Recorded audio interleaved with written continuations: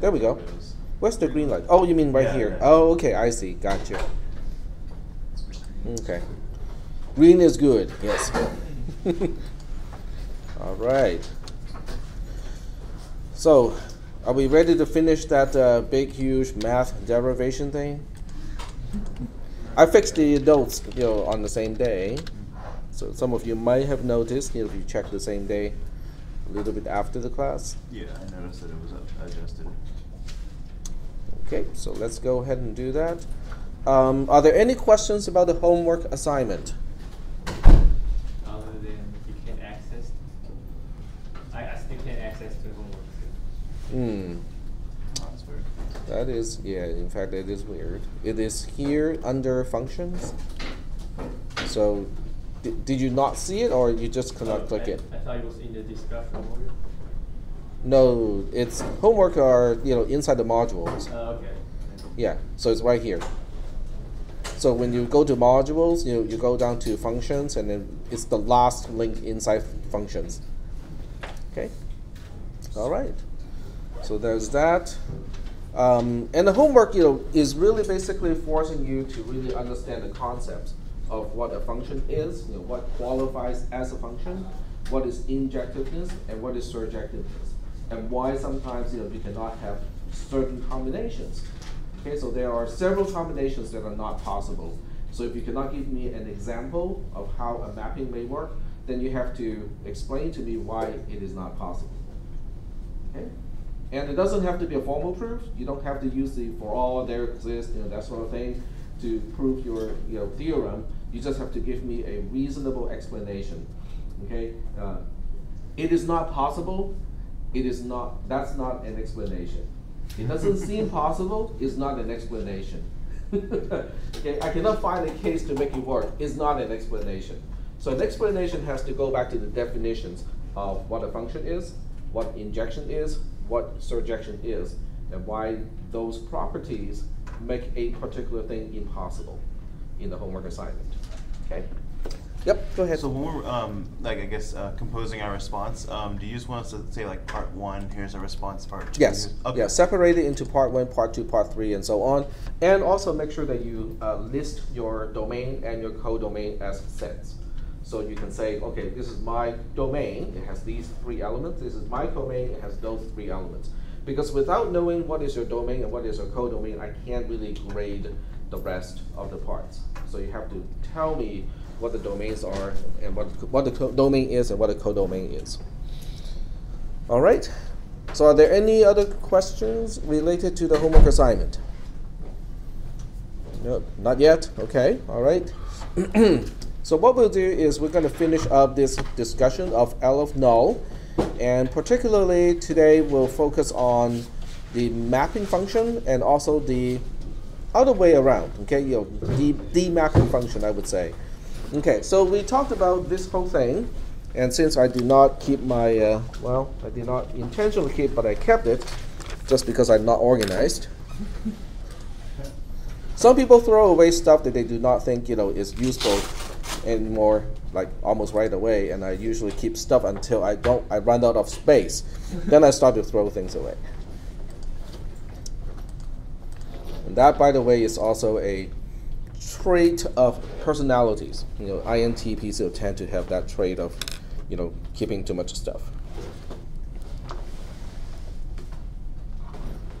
Did you guys do your personality test? How many people did?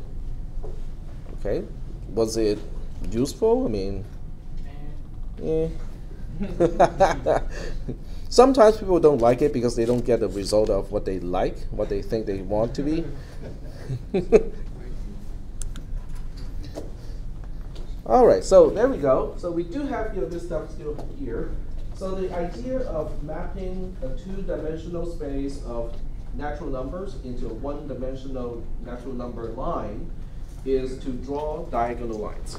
Okay, so you can see how the diagonal line is drawn like this one. We start at the corner, and then we sweep with this small, tiny little diagonal line right next to the corner, and then we sweep one that is longer, one that is even longer, and so on. So this is how we sweep the diagonal lines in order to quote-unquote span the 2-dimensional space. Is that okay? All right, because that's what we talked about last time. We also talked about last time how this stuff doesn't really apply, because I fixed the notes already, to deal with all this stuff. But what we also talked about is how do we get to these numbers? I'm only concerned about the bottom at this point, okay? How do I know that 0, 0 as a coordinate has a value of 0? How do I know 1, 0 as a coordinate has a value of 1, 3, 6, 10, and so on? But when you look at the pattern, most people can look at this and figure out, oh, there's a pattern to it. Because between 0 and 1, we're just adding 1. Between 1 and 3, we're adding 2. And between 3 and 6, we're adding 3. Between 6 and 10, we're adding 4. So the next one is very likely to be 15. We're adding 5 to 10. And then the next one is going to be 21. We're adding 6 to 15, and so on. Okay? Noticing patterns is one of the traits that the IBM Programmer's Aptitude Test is checking. Okay, so for those of you who do not know about this, you can search online. It is called the IBM Programmer Aptitude Test. You can find images. Okay, so you have to go to the images to find out, because somebody took a picture of all those pages and posted those things online. And it's a very interesting test. It's not an IQ test, okay, but it does resemble IQ tests quite a bit. What it does is it will give you patterns. It doesn't use words to describe the problems. In other words, someone can not really understand English and score really well in this test, because those are not word problems. They are just completely symbolic questions. They will give you a series of numbers, and they will ask you, what is next? They will give you some patterns, like circles, triangles, with either filled or unfilled or filled partially, and then ask you what is going to be the next one. So it's testing whether people can extract patterns from observing actual individual samples. And if IBM is doing this as an aptitude test for programmer, there must be some basis to it, because IBM doesn't do anything that is just for the sake of fact. Okay, that's not IBM. Okay, so you might want to take this test, or locate it and see, how much you can do this. I'm not going to grade it. You don't have to turn in your results. Okay, it is just one additional thing that might help you assess your aptitude in computer science, particularly programming in this case. Okay, so just a little bit of extra resource that you might find useful. Okay, so getting back to here. So last time we went through this math here, and then I made a mistake in my notes. So when we look at, okay, I'm keeping this one, let me see. Okay, I'm going to do it this way. I'll keep the picture on top, and I'm going to fold it so that I get more space to write on. Okay, there we go. So we're combining high-tech and low-tech here. So what I'm going to do is I'm going to say, can we, G is the function to map from two-dimensional space to one-dimensional. Okay, that's the same terminology as used in the notes.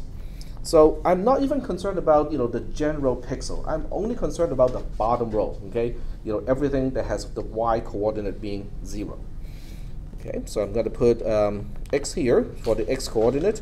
We know y is 0, and we want to say, can we figure this out? Okay, with that really big extra constraint that we are not looking at any other pixels other than the bottom row. Can we figure out this one? When x is 0, g of x0 is 0. When x is 1, g of x0 is 1. When x is 2, g of x0 is 3. When x is 4, when x is 3, g of x0 is 6. When x is 4, it is 10, and so on. Okay? So you might notice that, hey, we can do this math because it is just 0 plus 1 plus 2, blah, blah, blah, all the way up to x. And my notes was wrong originally because I mentioned up to x minus 1, but it really is x. So my notes was off by 1. Is that okay? So once you notice this pattern, then the next question is, it's good that we notice this pattern, but is there a closed form? In other words, can I just use regular math in order, give me the x, I can use just regular math to figure out the actual sum from 0 all the way up to x, okay? And I fix my notes so that this derivation is now correct, okay? So we go from 0 up to x, which is written as a single sigma, which is I'm summing all the i's where I goes from 0 to x. Okay, so it's no big deal. It's just a more concise way to express it. But this is not considered a closed form because of the use of sigma, which means if I don't have a closed form, I would still have to use a calculator and keep adding until I add up to x to figure out the actual value of that summation, which is not cool. So what I do next is, okay, let me zoom out just a little bit. Okay, so what I did was to differentiate between the cases when x is odd versus when x is even. If x mod 2 does not equal to 0, it is odd. X is odd, so that would be the second component of the expressions. If it is even, that will make that expression, the first expression, false, and then we'll go to the third expression as a ternary operator. Okay, so there's the two. This one is when x is odd. This is when x is even. Okay, so the detail of the math is not really that exciting. Okay, because in either case, what I do is I break this up. I break up the one single long sigma into two components in this case. Now, it depends depending on whether you start counting from 0 or start counting from 1, the breakdown will be slightly different, but the rationale or the reasoning of this thing would still be the same. So in the case when x is odd, which is like 3 and 5 and so on, I actually only break it up into two big segments. Okay? So I break this thing into this component as well as this component.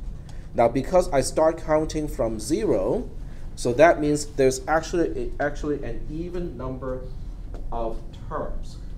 Does that make any sense? X itself is odd, but since I start counting from 0, so that means the number of terms I need to add in the sigma is even. Okay? All right? And that's why I can break it up into two equal halves in terms of number of terms. The first one only goes from 0 to x minus 1, the whole thing divided by 2. The second one starts with whatever is right after that, which is x minus 1, the whole thing divided by 2, and then that entire thing plus 1, and all the way to the end, which is x. Yep? Okay, so that's if it's odd. This is when x is odd, yes. So this condition is true, which means this is the then expression of a ternary operator. We kind of explained the ternary operator a little bit last time too, so that's going to be one of the things that we'll use quite a few times in this class. Okay, so I'm going to pass the row sheet because I keep forgetting. So the moment I remember, it's like, okay, let's pass that. Okay, so then I go from this to this. Because if you think about it, how many terms do we have in the second sigma? The second sigma goes from x minus 1, the whole thing divided by 2, plus 1, all the way up to x. But how many terms are we talking about?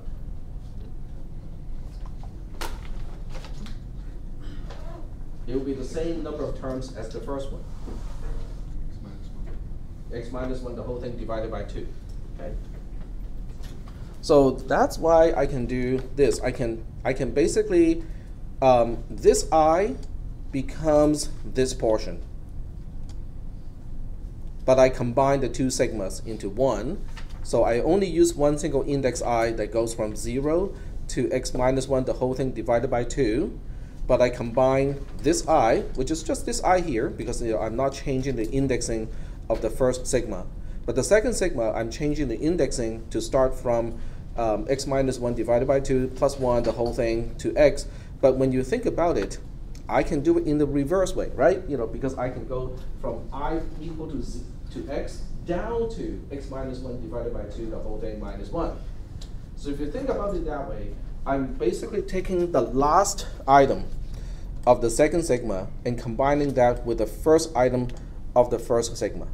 And that's why we have I coming from the first sigma, and then we have x minus I coming from the second sigma, because when I is 0, the second sigma, the last item of the second sigma, is x. Is that okay? And x minus 0 is x. Is that working out okay? Yep. Sorry, I'm a little ahead. You end up having 3 x's at the bottom, so x to the third, but above it should only come out to x squared. Yep. Yep, I made a mistake here. Nope, that is not where the problem is. It's over here. That's an extra x. That should not be there. Okay, but when we get to that, we'll fix it. But are we doing okay so far with the math at this point? Yes? Is there a mathematical way to show that the 2 sigmas combine to give you the 1 sigma? Well, how about this? Let me see if I can show it this way. So let's say x equals to 5. Okay, so it's a concrete case. So we got 0 plus 1 plus 2 plus 3 plus 4 plus 5. Right? Yeah, I understand how it works, but I'm just wondering, like, if there's like a mathematical way that you can show that they're equivalent. Between this and this, or between this and this? Between those two. The second one? Yeah. Between these two? Yeah. So, okay, so one way to look at this, the ends are easy to deal with, because when this I is 0, and I'm taking the last item of the second sigma, x minus I obviously works out, right? So it is the middle case that we might have a question about. Is that making any sense? So in the middle case, which would be this one versus this one here, are those the 2 items in the middle of the entire thing? That would be the question. So are those 2 the middle ones? Yeah. Yep. So then we have an informal proof already. Because one starts from 0 to almost the center of the entire series. The other one starts with one past the actual center of the entire series all the way to the end. So that's how it works. Is we take the first from the first series, we take the last from the second series, combine those 2, then we take the second of the first series with the second last from the second series and combine those 2. Okay. And I can go ahead and fix this first. Okay, so let's go ahead and fix that.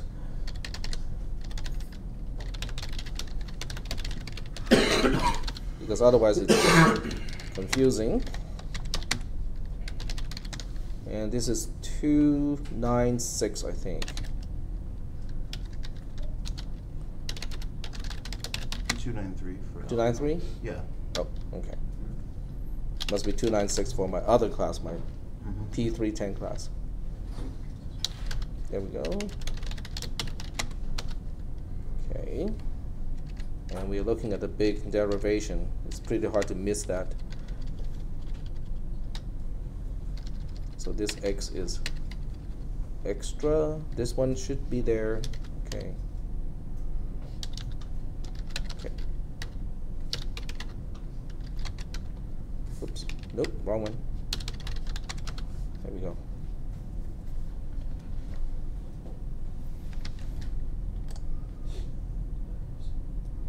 Yep. I think we got it. Yep, okay. So we're still doing okay so far with this one. Let me focus on which part here. Are we okay going from here to here, combining to 2 series, to the 2 sub-series into one single series again, but this time the index doesn't go from 0 to x anymore. It only goes from 0 to x minus 1, the whole thing divided by 2. Is that okay? All right, cool. He's expanding it so we can break it down. All right. So, and getting back to my document camera, it is easy to see, how it breaks up. This is the first, whoops, I guess you didn't see it. There we go. So this is the first series going from 0, 1, and 2, and this is the second series from 3 to 5. And then when you plug in those numbers, let's check out whether they work out or not. what is x minus 1 and then the whole thing divided by 2 in this case? X is 5, by the way. So 5 minus 1 is 4. 4 divided by 2 is 2. And that indeed is the end of the first series. The second series just starts with 1 more than the end of the first series, which is the 3. So that has to be right. Is that making any sense? Okay. So when you have questions about the notation, when you look at all the sigmas and all the x and all those things, you plug in a concrete example. So let's just say that x is 5. Okay, what happens when x is 5? Then you can actually see, with a small number of items, how the math works out. Is that okay? All right. All right. So going from here to here, what just happened here? Do you see that this term here is going to be the same regardless of what I is? Because I have I plus x minus I. Does it really depend on I? No, because the I minus I cancels out and we only have x left. So basically, I really should not even mention I here because there's no indexing anymore. Is that okay? No? Yeah, that makes sense. You're just adding x. Right. Or multiplying by that.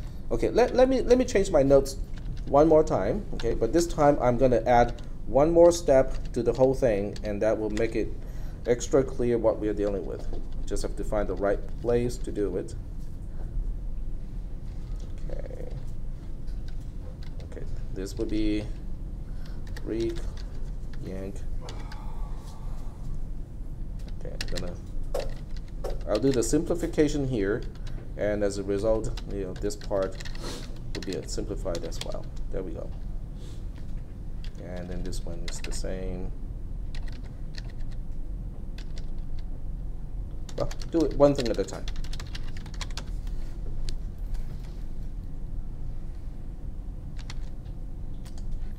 Okay, and refresh.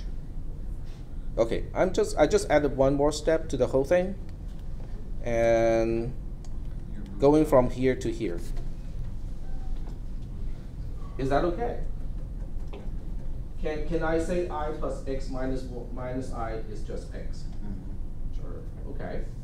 So now, when you look at the third row, which is this one here, I'm just adding x minus 1 divided by 2 plus 1 times. Right? Because the indexing is only used in this case for counting how many times x is added. But the terms, each term is x itself. It does not even depend on I. Is that okay? Yeah. So if I'm adding x to itself, x minus 1 divided by 2 plus 1 times, what is the other way, what is the better way to say that? Multiplication, right? So we just take how many times are we adding x again? It's this many times, and we turn it into a multiplication. Is that part okay? How I derived, how I got rid of the sigma in the case when x is odd. Why is there actual 1? Because we start counting from 0.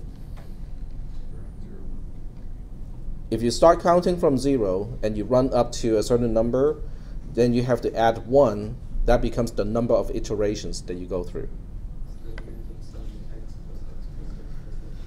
Yep, so that's why we have a plus 1 here. This plus 1 has to do with we start counting from 0 instead of 1. Is that okay so far? So far so good? Okay, so this 1, I can rewrite this 1 as 2 divided by 2, right? But once I have this 1 written as 2 divided by 2, then I can just say this entire thing plus 2.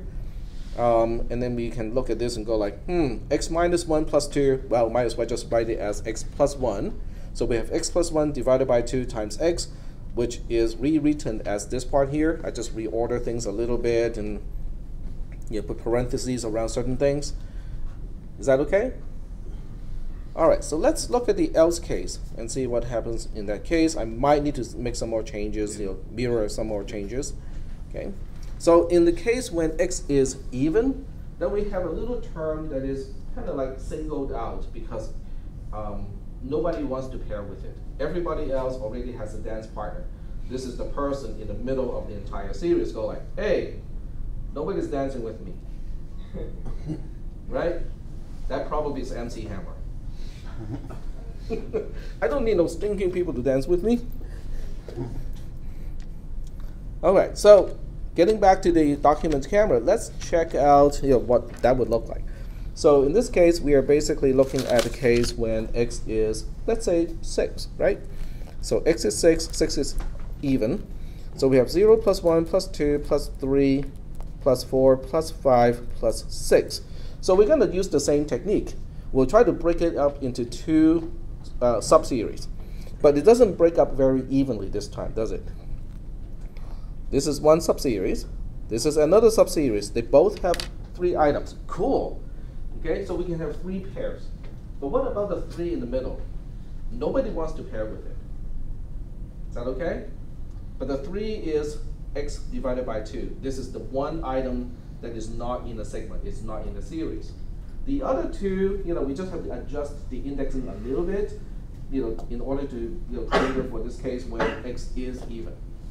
Okay, so getting back to the equations. So I break up the series into 2 halves. One is from 0 to x divided by 2 minus 1. So in our example that we just saw a little bit earlier, because x is 6, so that means the first series ends with 2. So it would be 0, 1, 2 being in the first series. The second series is going from the midpoint, which is the 3, but we want to add one first. So it goes from 4, 5, and 6, and that's the second one. So here's the first series, here's the second series, and this is the odd person out. Is that okay? And then we just apply the same technique as before. We'd say, okay, let's combine the last item of the second series with the first item of the first series. Okay, then we get this one, and since we have that, we can now combine, turn this I plus x minus I into just the x. But if that is the case, then we are just adding x divided by 2 times, and that's why we convert the sigma into a multiplication with the odd item out, just like that. So in this case, we have basically x squared plus x, and then the whole thing divided by 2. I do some factoring, so I factor out x divided by 2 out, but now we have x plus 1 many of those things, and as a result, I can rewrite the entire thing as x times x plus 1, the whole thing divided by 2. And then we figure out, hey, it doesn't depend on whether x is odd or not anymore. Whether x is odd or not, we still end up with the same expression. So now we have a closed form for this series, which is x times x plus 1, the whole thing divided by 2. Yep, question? On the left side, wouldn't it, you know how you switch from 0 to x minus 1 over 2? Couldn't you have just kept it as x minus x plus 1 over 2 for all of those? You mean this one? Go up higher, like 3 ones. Yeah, up there where it says x. Yeah, right next to your arrow it says x minus 1 plus 2. Couldn't you have just put x plus 1 over 2? You mean here or here? There. Right there. Here? Yeah. I don't want to change it here because this controls the where we end in the series. Oh, I see what you mean. So you're saying you change this one to x plus 1, the whole thing divided by 2, and then that whole thing minus 1? Yeah. Yeah, it's the same thing. Yep. Okay, but the bottom line is now we have a pretty clean closed form for when we're dealing with elements or pixels on the bottom row. Okay, so when you have a closed form of the value for the bottom row, what about the other things in the diagonal line? Well, let's think about this. Okay. So I'm going to switch back to the document camera because this is best illustrated using a picture. Okay. And by the way, for the exams which are coming up in about a week or 2 or so, you are more than welcome to take a screenshot of this do whatever image massaging you want to do, increase the contrast and whatnot, and print it out and include it with the stuff that you bring to the exam. Okay. Yes, it does involve a few more steps. Instead of just bringing a textbook, you have to do your own screenshots and whatnot. But you can choose which image you find useful. Just bring that one along. Okay. So what we want to do is now to say, all right. So we got this pixel here that we want to figure out what is the natural number corresponding to that particular pixel.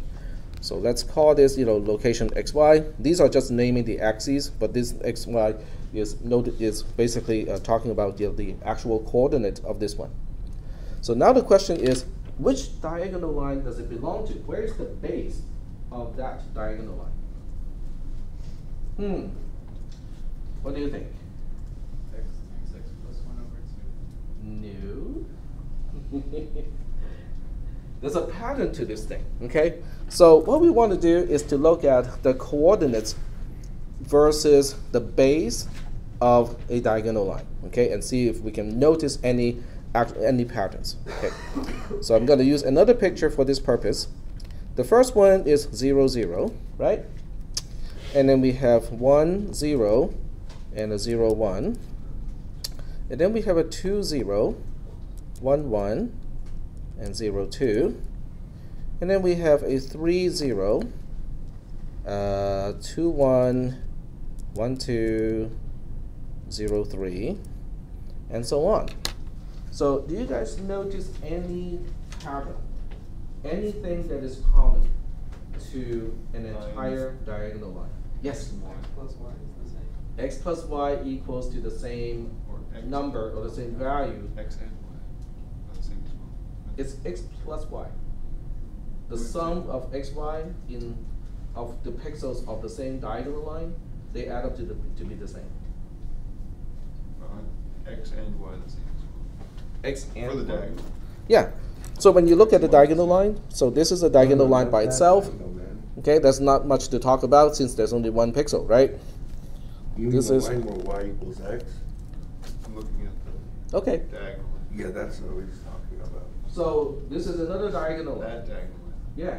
So 1 plus 0 is the same as 0 plus 1. It's just 1, right? What about the next diagonal line? I should name these diagonal line because they go from north. Well, okay, I take it back. It goes from the x-axis to the y-axis. Okay, but when you look at this diagonal line, they all add up to 2, right? 2 plus 0 is 2, 1 plus 1 is 2, 0 plus 2 is 2 as well.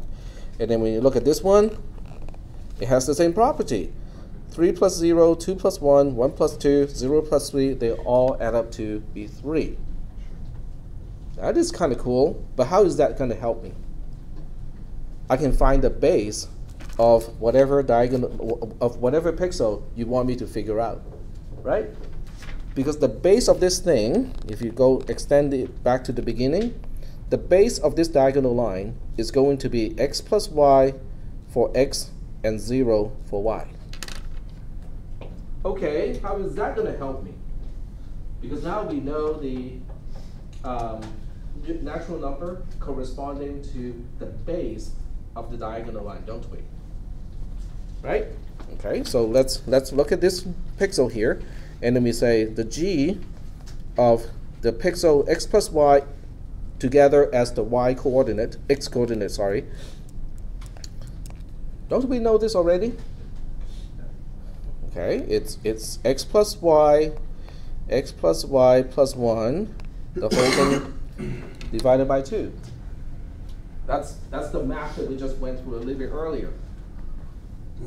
Is that okay? So we can figure out the g value of the first pixel of the diagonal line of the element that we are interested in. Don't ask me to repeat that sentence because I cannot. Is that okay so far? Okay, fine. So we can figure out, the g value of the first pixel of the diagonal line, of the diagonal line of the pixel that we're interested in. how is that going to help me? In other words, oh, but we count sequentially along that diagonal line, don't we? In other words, the next pixel is the G value plus 1, plus 2, plus 3, plus 4, plus 5, blah, blah, blah, blah, plus what? What determines the distance between the pixel that we're interested in compared to the base of that diagonal line? Y, very good. Okay, so the y coordinate of the pixel that we're interested in determines the quote-unquote distance between that pixel from the beginning of the diagonal line. But because we count only sequentially from the base up to the pixel, any pixel along that diagonal line, we just have to say, oh, just add y to what we have already, and we're done. Okay, so let me try to use this space here. So technically speaking, this whole thing is g of x plus y comma 0, which is the base of the entire diagonal line, the g value of the pixel at the base of the diagonal line, plus y. Because y determines how many times we have to count in order to get to the pixel that we are actually interested in. Is that okay? And then we can expand the first one. So this one becomes x plus y, the whole thing, times x plus y plus 1, the whole thing, divided by 2, plus y. That's the final equation. Now we have a closed form to figure out the g value of any given pixel in a two-dimensional space. Couldn't two different pixels have the same G value? Well, that's a good question. If it does, would it change this to be a non-function? What is going to be impacted if two pixels can map to the same value? Then it would be surjective. No, it only impacts injectiveness. If two pixels map to the same natural number, then the function is no longer injective. Yeah. It can still be a function, but it's not injective anymore. Okay. Okay. So the next question is it possible if I pick two different pixels, can they map to the same natural number? And how do we prove that it is not possible? Because the answer is not, it is not possible. But how do we prove it?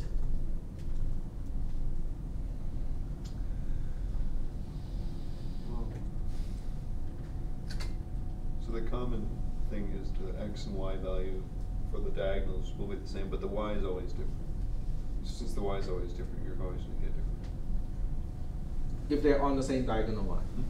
What if they're not on the same diagonal line? So very good. Okay, so that's one. You can break up the proof into multiple parts. So one part is to say, okay, can pixels of the same diagonal line end up with the same natural number? And what you said is true. Okay, so x plus y would be the same. Y would be different between the two pixels, and as a result, g, x, y cannot be the same for those two particular pixels. But the next question is, what if those pixels do not belong to the same diagonal line? Then the sum of x and y should be different. Correct. Yes. Can it be different? Or does it have to be different? Yes. It has to be different. So because they're not on the same diagonal line, then x plus y determines which diagonal line they're on. Okay.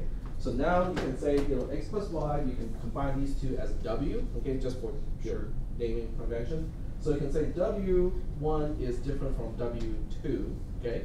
Then you can say, well, if w and w2 are different, can this y be enough to compensate for that difference? And the answer is not. It cannot be. It cannot compensate because w is always greater than or equal to y. So combining those two arguments, then you can say that when you're looking at two pixels from two different diagonal lines, the difference of y can never make up for the difference of w times w plus 1, the whole thing divided by 2. So it can be proven that way too. But the bottom line, to answer your question, the original question is you cannot have two pixels mapping to the same natural number. But if you just look at intuitively, okay, just looking at the way we do this, we go from 0, 1, 2, 3, 4, 5, 6, 7, 8, 9. just looking at this particular way of filling up the space also means it is not possible to assign the same natural number twice to two different pixels. Okay. But that's intuitive, it's not a formal proof. The formal proof is to go through the math to actually say that, okay, there are these two cases, and each one is not possible. Okay. Okay? Very good. So are we okay so far with the general equation of gxy, which is this thing here? All right? Yep, go ahead. Can you scroll up a little bit to the second step of the ternary operation? To the second step of the ternary. So you're talking about this one? Yeah. Are you talking about the then part or the else part? The when it's odd. When it's odd? This is when it's odd. Okay. Is that, so are you saying that is the same thing as the thing above it? Yes. Does it actually equal out to it? Because Well, let's think about it, okay? Yeah. So plug in a particular value, a particular odd number for x. 5. 5. Okay. So the first one, we go from 0 to 5 minus 1, which is 4. 4 divided by 2 is 2, right? So this is going from 0, 1, 2, right? The other side is going from 3 to 5. So it has 3, 4, and 5. Yeah. Okay? So when we look at this one here, we have half the number of items because we combine the two sigmas into one. The first item of the first sigma combines with the last item of the second sigma. So we look at 0 and 5 together. When I is 0, 0 is 0, okay, nothing to talk about. But this is 5 minus 0, which is also 5. So 0 plus 5 becomes one single term because we pair up the first and the last item in the original series.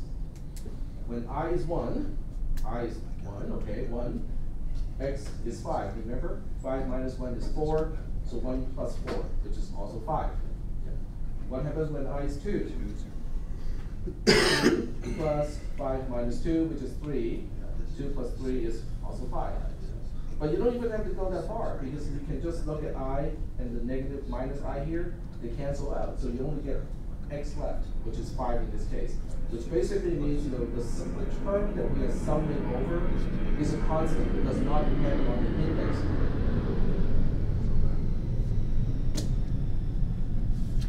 What kind of a jet is that? Well, big ass. Well, because it's this close, I'm thinking it's a Lear. It's a smaller private jet instead of one of those gigantic big jets. But it's definitely a jet, it's not a problem. So, but this term, the term that we are summing over is a constant. And that's allowed us to combine, to look at this way, and just say that, oh, if you're adding the same number x many times, why don't we just use multiplication? Okay? Yep. So, to further the question, if you plug a 5 into the first one, you get a series of 0 through 5, right? Mm-hmm. And then in the second one, if you plug a 5 in, you just get a bunch of 5s, right? Correct. So when you look at this one, this I depends on the index variable. So you're going from 0 to 5, 0 plus 1 plus 2 all the way up to 5. But when you look at this one here, then you're looking at 5 plus 5 plus 5. So that's why you can just say, hey, why don't we just say it's 3 times 5? Yep. Mm-hmm. So would you add a 5 for 0 and say, like, 0 gives me 5, 1 gives me 5, 2 gives me 5? Yeah, because I is controlling the index of the loop, so to speak. But it's the number of iterations that counts in this case. Is the value of I doesn't really matter.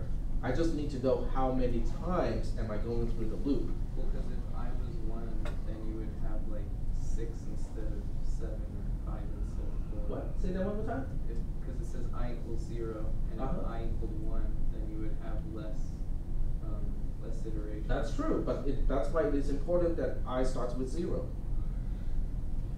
But I starts with 0 because that is inherited from the previous expression. Okay. Are we clear on this one so far? Is that okay? All right. So this proof is actually constructive. In other words, it is actually looking at the pattern, and then we are trying to figure out from the pattern how do we make a general closed form equation to make it work. But if you really just want to prove, if you have a suspicion that this is the right answer and just want to prove this one, it can be done a lot faster. Okay, it can be done by proof by induction. Okay, we will introduce proof by induction again in this class soon. Okay, but it can be proven by proof by induction, and it can be done really quickly. All right. So do we have any questions at this point about how to go from the coordinates, the two-dimensional coordinate, to a single natural number? Okay. What if you're dealing with a three-dimensional space? Okay, you're 3D printing, right? You need to figure out, where in 3D space are we going to deposit the racing point? Okay. So how is this going to be useful? This is 2D to 1. Okay. So what do you do when you have 3D space? Okay. Yep. Exactly, and there are two ways to do it. Well, 1, 2, 3. There are 3 ways to do it. Well, ordering can be important too, so technically there are 6 ways to do it. But I'm just going to show you one. Okay, so when you have a 3D space, okay, so I'm going to draw the 3D space here. So we got x, y, z. And 3D space is increasingly important to us because of 3D printers. Okay, they're really cool. They can do a lot of fun stuff, and they're getting kind of inexpensive these days. Okay, it would not be very long before people can just buy one at home. So when they say, I want to order a cup, you don't wait for shipping of the cup. They send you a file, and you 3D print the cup yourself at home. Yep. Yeah, but what about the material used for it? What if you don't want one? Say again? What if you don't want a cup made out of the material that a 3D printer uses to make the cup? What if you want it to be like ceramic or something? Then you wait for 2 days for the cup to ship. Yeah. Instead of getting it like within minutes. Probably make different materials too. They'll probably make different materials at some point. They have a lot of different material already, but they're all plastic or polymer, which is a big problem. Yeah. Because that stuff does not decompose. It floats around. It's not like glass or ceramic, where it just kind of sinks to the bottom of the ocean and stay inert.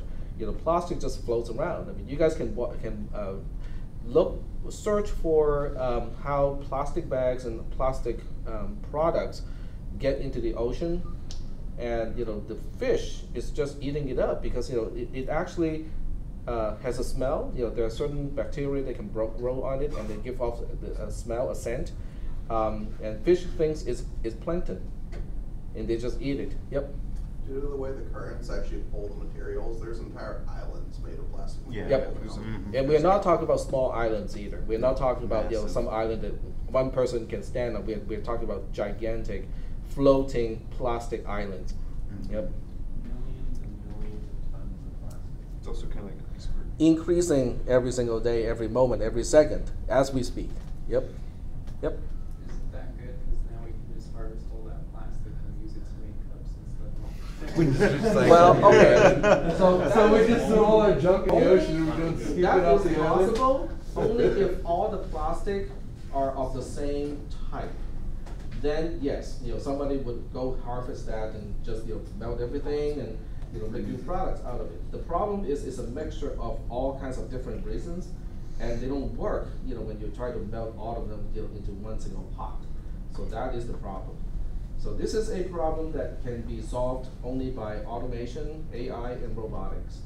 Because the way you do it is you have robots, small robots, to basically collect the pieces. Okay, so we're talking about tiny pieces here. Okay, so the robot would locate each and every single tiny piece and use a mechanism.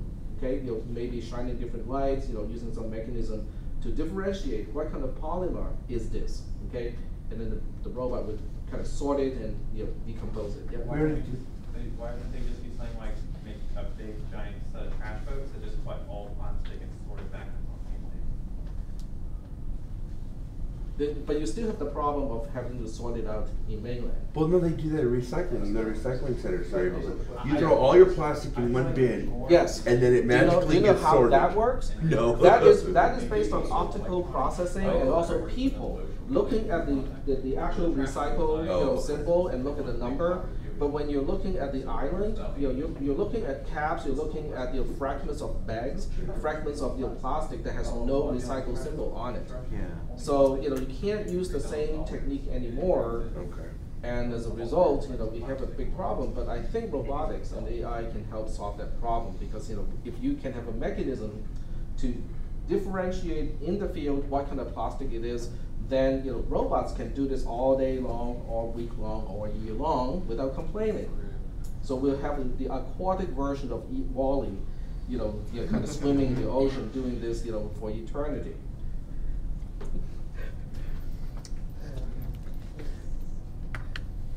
Now, I care about this issue because I like sushi, and I don't like plastic in my sushi. Yeah. That's a valid reason. Yep, very selfish, but in the end, it might help other people too. Well, so be it. If it's sushi, it's okay though. Yep. Then it's totally justified. Yep. Well, everything starts with, usually start with some selfish reason. Some people are just more honest about it. Yeah. Okay, so getting back to three-dimensional space, to one single space. Okay, so let's call this h. Okay, so we want an h function that will take a three-dimensional coordinate and convert it into some natural number. So the question is, how do we do it? Okay, and as I said, there are 6 ways to do it. I'm just going to show you one way. Okay, so the one way is to combine x, y first into one single space. So we're going to say h of x, y, z as a three-dimensional space coordinate is, we combine the x, y first, so we have g, x, y, okay? And then once we have this is a natural number, right? Then we apply g one more time. So we're nesting the space folding function within itself. So we fold xy space into one single dimension first, and then we combine that one single dimension with the z-axis using a second application of the same function. Yep. But isn't our function g of x for G of xy, because it's g of xy. pixel, right? G of xy, isn't it only for integer values of x and y? Ah, not even integers. We can only deal with natural numbers. Okay, natural numbers. But hold on a second. If we can deal with natural numbers, can we deal with integers? Take that. Because we Yeah. already have that folding function to fold the two sides of the number line into one single side. So that means, yes, these x, y, and z's can be integers. We just have to apply that folding function first before we apply this function here. Okay. But yes. But it doesn't map the r squared to r. What do you mean by r squared to r? The set of the r squared, the set of two element lists of both real numbers. So all real numbers, all pairs of real numbers are We're squared. not dealing with real numbers. We're only dealing with natural numbers. Okay. Okay, so this is Okay. spelled out, in the beginning that we're only dealing with natural number coordinates. Okay. Yep. But it's still kind of cool because this means you can name any three-dimensional space element and use a single number to designate it. No one seems to be impressed. Because with this, I can fold any number of dimension as long as we only use natural numbers in the dimension into a single number. There's no need to use we have to express a point in 2D space using 2 numbers, or a point in 3D space using 3 numbers. I can use a single number to number a unique thing in any number of space, any number of dimension. Okay, all right? Yeah, go ahead. So when the string theory is talking about multiple dimensions folded onto one another, it would be something similar to this. No, I think in those cases you're dealing with continuous domains and codomains, so this doesn't work in that case. Yeah, this is all discrete, and it works inside. It works exceptionally well for computers because everything that we represent in the computer are discrete. Even floating point numbers, okay, even the things that we think are real numbers are not real numbers. They are not continuous by a long shot. Yep. All right. So this is really cool. So the next question is, if I give you a number, okay, if I give you a single natural number, and I say this natural number is corresponding to a 3D coordinate, okay, how do I reverse the process? Because so far we only have the process or the equations or the formulae in order to map the coordinate, okay, which is a 3 tuple for 3D space, a 2 tuple for a 2D space, to a single natural number. But it might be helpful to also think about, if I'm given a natural number and I know how the space was folded to begin with, can I reverse and take this natural number and reverse it back to a 2-dimensional coordinate or 3-dimensional coordinate? That is the next question. Okay. And as it turns out, it's possible, okay, because this function is injective and surjective. It is a bijective function. G itself is bijective, which means an inverse has to exist. So if an inverse exists, then it's just a matter of how do we express it. So switching back to the notes, okay. So after this really long derivation, now we want to say, can we reverse it? Okay, so when we reverse it, then we have to rely on some math. Okay, so when we reverse it, what we're doing is this function here. Okay, so let's just focus on this and say, okay, g to the power of -1 is the way we express the inverse function of g, which is doing exactly the reverse of what g is doing. So in this case, it is mapping n, which is a natural number, to xy, which is a 2-dimensional space coordinate. Is that okay? So this is really just showing you what it is supposed to do. Is that okay so far? All right. So the first thing we want to do is to find out, okay, but which diagonal line are we talking about? Because once we find the diagonal line, the rest is pretty easy to figure out. So what we want to do is to make a new term called w, and w is just x plus y. It just makes the discussion a lot easier. Okay, that's basically why w exists. So w, by definition, is just x plus y, okay?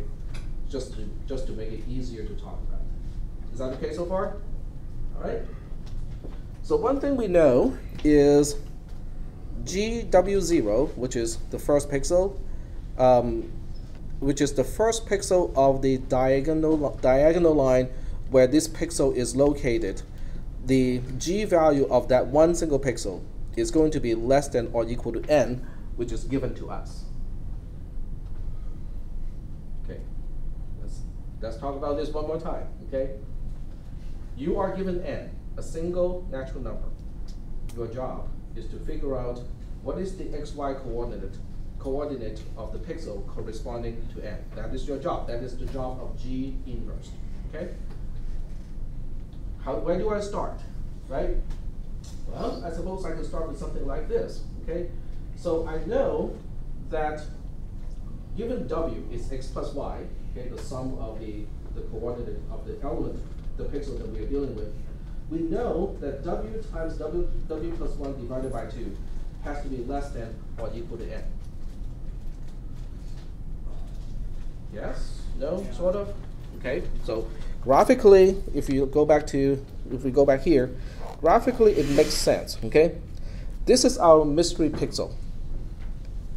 The mystery pixel has a natural number n corresponding to it. That's given to you, okay? N is given to you, but not xy. So your job is to figure out, okay, what is the x and the y coordinate, x and y value corresponding to this pixel? Okay, it's kind of hard to do. But one thing you can possibly do is to project back and say, can we say something about this pixel? The first pixel of the diagonal line where the pixel that you're interested in is located. Okay. So since we know that w is x plus y, okay, and xy is the coordinate to be found, okay? We don't know what it is, okay, but I'm defining w to be x plus y.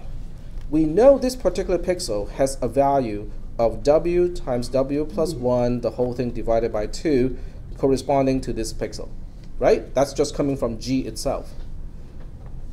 Is that okay? And this pixel over here is just this number plus y. That's also coming from the function G. Is that okay? So that's why we can establish this inequality and say that wherever that first pixel is for this diagonal line, the G value of that pixel is going to be less than or equal to n.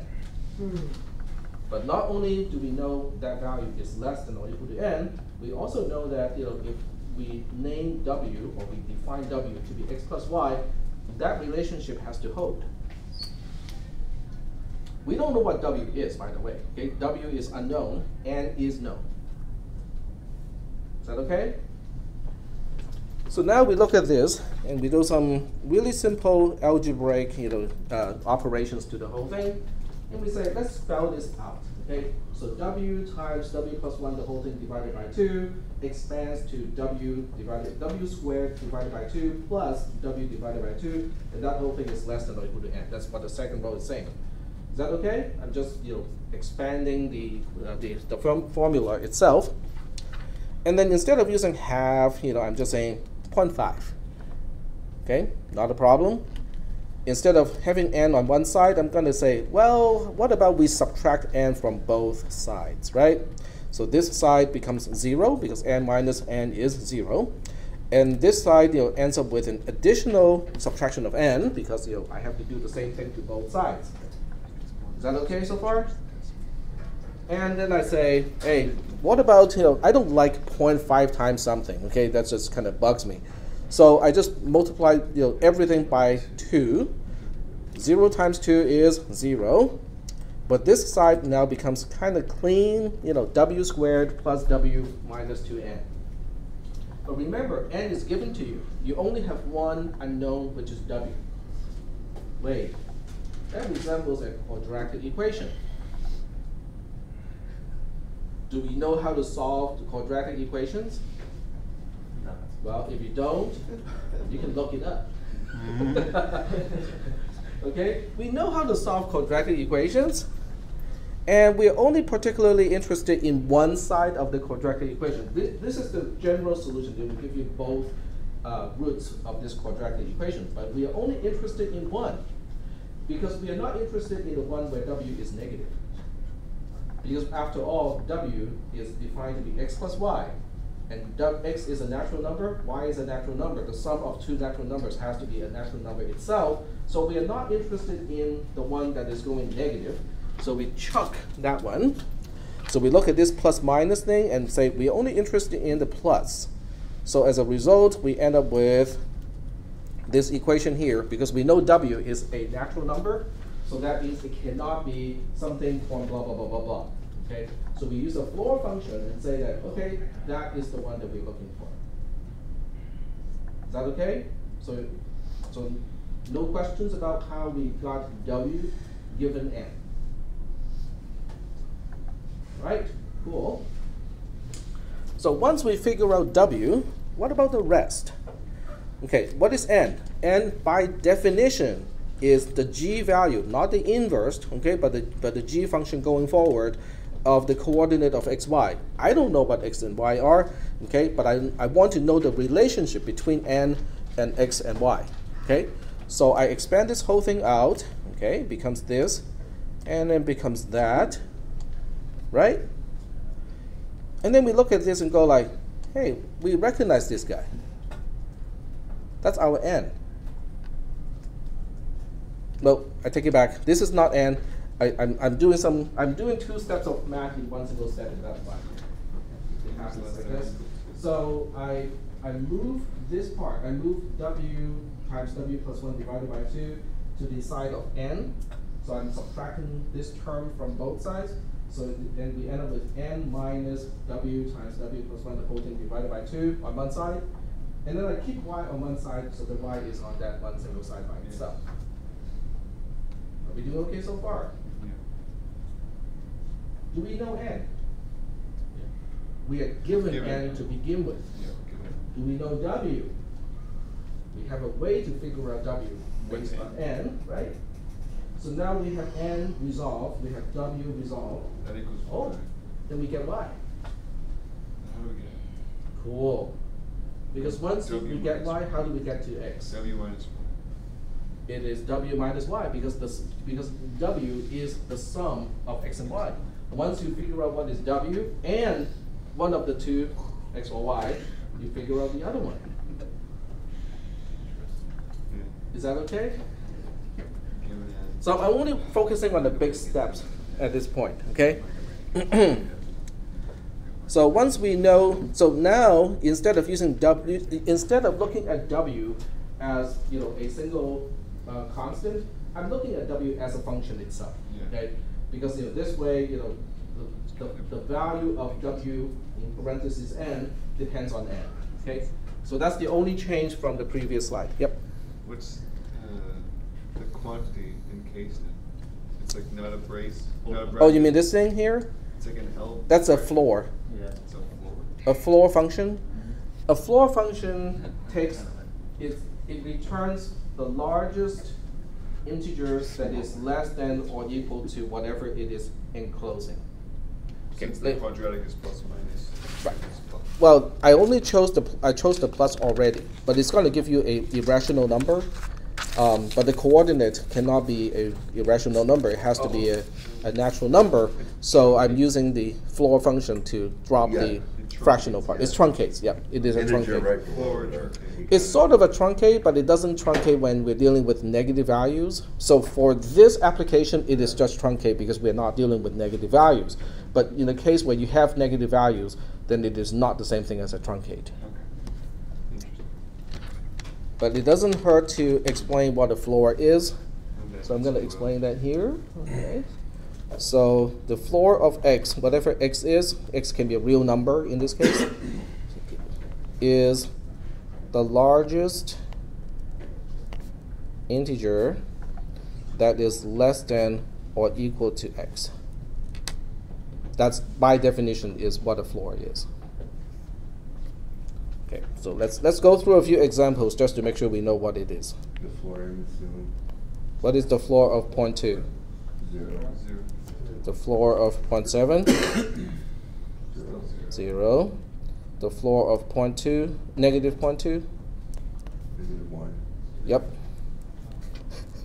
Yeah. So it's not, yeah. Because it only works if you're trying to come from the left-hand side in the One number direction. line, and you're trying to find the first integer, the last integer before it goes over the value that you're dealing with. And there's a root function too, right? Ceiling. That's a ceiling function, which is the opposite of this. So, yeah. Negative floor, negative x equals ceiling x, in case you're wondering. Yep.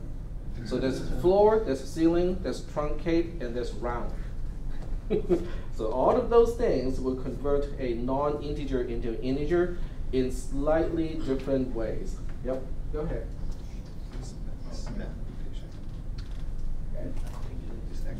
So we are almost done. We are almost home free, which is great because this is the notes. This is all the notes that I have. I'm typing up the new one on propositional logic, but it's not done yet, so it's not published yet. Okay, so if we define Wn to be this equation with the floor function, then we know how to find W, which means, this thing is just this thing by definition. It's the definition of G here. The Y function, okay, Y of n, is n minus this whole thing. Okay, well, it's just a rewrite of this stuff here. Okay, but I'm using functions. Everything is a function here, and we also know x based on n is w based on n minus y based on n. So when you write this out, the whole thing, when you rewrite the whole thing, it becomes wn minus, and then this entire portion corresponds to the y, okay, But when you expand it, I'm just flipping the sign here because if we have a subtraction that is inside the subtraction, that becomes an addition. So now we know what x is, we know what y is. So when we talk about the inverse function of g applied to a natural number n, then we end up with this huge mess here. This huge mess there are two numbers, by the way, because it's a coordinate. It's a two-dimensional space coordinate. And that's why we have two components. This component corresponds to the x coordinate. This component corresponds to the y coordinate. But nonetheless, there is a way to reverse it. So g is a bijective function. G inverse has to exist, and this is how it is defined. Yep. And all those WNs corresponds to the quadratic solution. Yes. It's just a shorthand to do that because I don't want to rewrite that quadratic solution all over the place. That might be slightly redundant. So are we doing okay so far? But this is really cool because not only do we just kind of analyze the function and say, yeah, it is injective and it's surjective, we actually show that the inverse function exists, and this is one way to describe it. Yep. So if you have a particular G, let's say 8, how do you know which pixel along that diagonal that it's directly referring to? Do you know if it's just the one that's a little bit higher, more to the left, or is it the one that's a little? Well, let's do this. Okay, so let's actually do this, and let's do all the math. Okay, so let's say n is I'm cheating here because I'm looking at some numbers that is already worked out. You can do that too. Okay, you can actually look at the some of the numbers that are already worked out here, but I worked out a little bit beyond that, so I can use n equals 13. Okay, so the first thing we want to figure out is what is w corresponding to this n, right? So wn is some square root plus minus 1, the whole thing divided by 2, I think. Okay, so what is inside here? I think it's 8n, right? 8n plus 1. 8n plus 1. So we have 8 times 13 plus 1. Okay, so I'll just write it down. So that would be what? 104, right? 105 here. The whole thing minus 1. And then the whole thing divided by 2. Oh, don't forget the floor too. There we go. Okay. So what is the root of 105? That would be 10 point something, right? Yeah. 10 point something minus 1 is 9 point something. 9 point something divided by 2 is going to be 4.56-ish. Okay? But since we're taking the floor of that, that should be 4.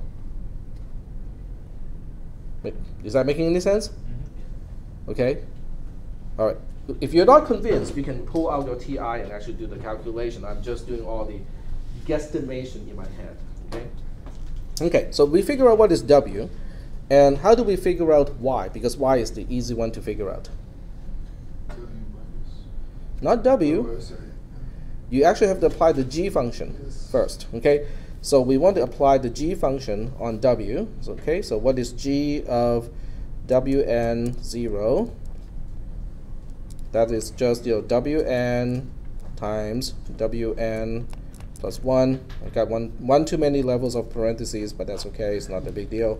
So it's 4 times 5 divided by 2, which is 10. Is that okay? So 10 is the natural number corresponding to the base of the diagonal line where this pixel is going to fall onto. Okay? So now that we know this is 10 and Wn is 4, how do we figure out, we also know that n is 13, how do we figure out y? It is n minus this thing, right?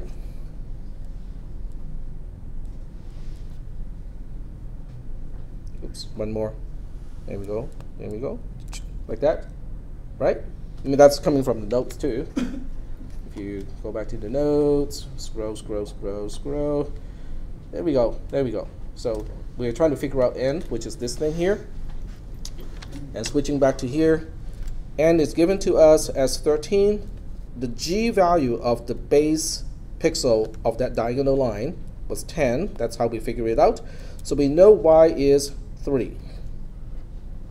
Okay? If we know y is 3, what is x? X of n is w of n minus y of n. Okay? W is 4. Y is 3. So this is 4 minus 3, which is 1. X is supposed to be 1. And this is the time when you say, Tech, I'm not quite sure you got all the math right. Right? 0, 4, 1. This is my cheat sheet. Where's the 13? The 13 is right here.